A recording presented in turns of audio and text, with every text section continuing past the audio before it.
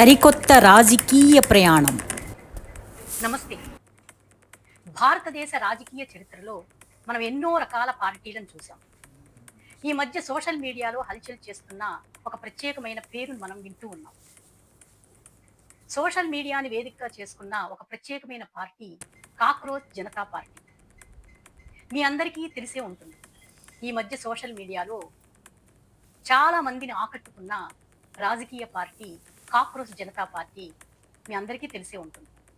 కేవలం ఒక వ్యంగ్యంతో మొదలైన ఈ పార్టీ ఇప్పుడు దేశవ్యాప్తంగా సోషల్ మీడియాలో హల్చల్ చేస్తుంది. ఒక్క రోజులోనే 20 లక్షల మంది ఫాలోవర్స్ని ఏర్పరచుకున్న ఈ పార్టీ సోషల్ మీడియాలో యువతను చాలా ఆకట్టుకుంది. ఇప్పుడు ఈ పార్టీ గురించి దేశవ్యాప్తంగా ఒక చర్చనీయాంశమైంది. అసలు ఏంటి ఈ కాక్రోచ్ పార్టీ? దీనివలన ప్రజలకు ఏదైనా లాభం ఉందా లేదా నష్టం ఉందా? మనం ఒక డిగ్నిటీగా చర్చించుకుందాం.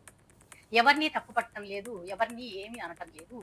ఓన్లీ ఒక డిగ్నిటీగా చర్చించుకునే అంశం మాత్రమే. సుప్రీంకోర్టు చీఫ్ జస్టిస్ వ్యంగ్యంగా అన్న ఏదో ఒక మాటకి ప్రతిస్పందనగా ఏర్పడిందే ఈ కాక్రోచ్ జనతా పార్టీ. ముఖ్యమైన మాటలకు ప్రతిస్పందనగా, నిరసనగా యువత అభిజిత్ దీప్కే అనే అతను 2026 మేలో ఈ పార్టీని సోషల్ మీడియా వేదికగా చేసుకొని ఒక పేజీని ఓపెన్ చేశాడు ఇన్స్టాగ్రామ్ లో.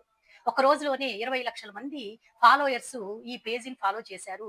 యువతలో ఉన్న నిరసనని తెలియజేశారు. అయితే ఈ పార్టీ వల్ల ఉపయోగం ఏంటో మనం తెలుసుకుందాం. ఇప్పుడు సోషల్ మీడియాలో హల్చల్ చేస్తున్నటువంటి యువత అంతా కూడా వాళ్ళ యొక్క నిరసనను, వాళ్ళ యొక్క నిరుద్యోగాలను, వాళ్ళ యొక్క పావర్టీని, ఇలాంటి అవినీతి, ఇలాంటి కోణాలన్నింటినీ చర్చించడానికి ఈ పార్టీ ఒక వేదికగా మారింది. వాళ్ళకి కూడా ఒక వేదిక కావాలి కాబట్టి ఈ పార్టీ చాలా తేలిగ్గా ఒక వేదికను తయారు చేసింది. కేవలం సోషల్ మీడియాలో నిరసనలు తెలియజేయడమే కాకుండా ఈ పేపర్ లీకేజీలు ఇలాంటి విషయాలను చర్చించడానికి ఒక మేనిఫెస్టోను కూడా తయారు చేసింది. ఈ సాంప్రదాయ రాజకీయ పార్టీలకు వ్యతిరేకంగా సోషల్ మీడియాలో ఇలా రాజకీయ పార్టీని ఏర్పాటు చేసి యువతకి తేలిక దారిని ఏర్పరిచింది. వాళ్ళ అభిప్రాయాల్ని తెలియజేయడానికి, వారి నిరసనని తెలియజేయడానికి ఒక వేదికను ఏర్పాటు చేసింది. ఒకదానికి రెండు వైపులా, నాణ్యానికి రెండు వైపులా ఉంటాయి. అలాగే అపహాస్యం చేసే ప్రమాదం ఉందని విశ్లేషకులు చెప్తున్నారు. రాజకీయాలు, ప్రజాస్వామ్యం ఇలాంటి సీరియస్ విషయాలపై వ్యంగ్యమైన కామెడీ ధోరణిలో పోస్టులు పెట్టడం మూలంగా వీటి యొక్క తీవ్రత తగ్గిపోయే ప్రమాదం ఉందని విశ్లేషకులు చాలా గట్టిగా చెప్తున్నారు. అలాగే ఈ మధ్య అభిజిత్ దీప్కేపై జరిగిన దాడి ముఖ్యంగా చెప్పుకోవాల్సిన విషయం. స్టేజ్పై మీటింగ్లో ప్రస్తావించడానికి వెళ్తుండగా అభిజిత్ దీప్కేపై జరిగిన దాడి సోషల్ మీడియాని ఒక తీవ్రమైన సంఘటనగా పరిగణించారు.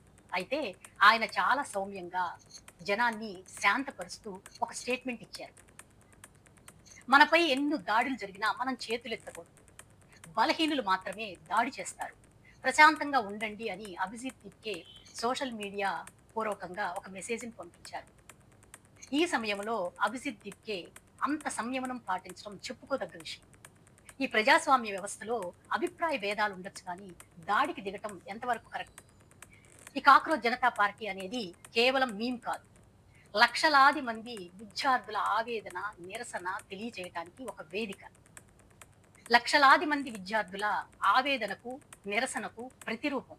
అయితే ఇది కేవలం ఇంటర్నెట్, సోషల్ మీడియాలోనే దేశ రాజకీయాల్లో ఒక ప్రత్యేకమైన పార్టీగా ఉండిపోతుందా, లేదా సమాజంలోకి వచ్చి ముందుకు వచ్చి రాజకీయ పార్టీని ఏర్పరిచి రాజకీయాల్లో చొరపడి ప్రత్యేక పాత్రను నిర్వహిస్తుందా అనేది కాలమే నిర్ణయిస్తుంది. ఈ కాక్రోచ్ జనతా పార్టీ గురించి, అభిజిత్ పై జరిగిన దాడి గురించి మీ కామెంట్స్ రూపంలో తెలియజేయండి. ఇలాంటి ఆసక్తికరమైన విషయాల కోసం నా ఛానల్ని సబ్స్క్రైబ్ చేసుకోండి, షేర్ చేయండి, లైక్ చేయండి, కామెంట్ చేయండి. రేవతి దేవిక